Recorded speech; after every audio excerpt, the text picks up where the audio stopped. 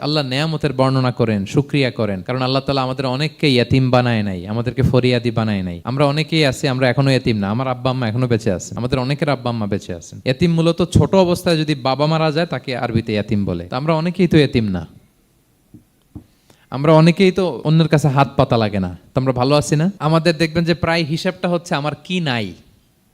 আমাদের হিসাবটা কি কি নাই, কি যে আছে এটার হিসাব করে কুলানোও যাবে না। ঠিক যেই মুহূর্তে এখানে বসে আমরা এই চমৎকার ইফতারি নিয়ে বসে আছি, ঠিক একই মুহূর্তে দেখবেন হসপিটালের আইসিইউতে শুয়ে শুয়ে কাতরাচ্ছে অনেকে। ঠিক এই মুহূর্তে কিডনি ডায়ালিসিস চলতেছে, দেখছেন? কিডনি পেশেন্ট এদিকে ছিদ্র করে ব্লাড সব বের হয়ে রিফাইনিং হয়ে আরেক দিক দিয়ে ঢুকে। ওর চিৎকার শুনলে, বার্ন ইউনিটে গেছেন কখনো?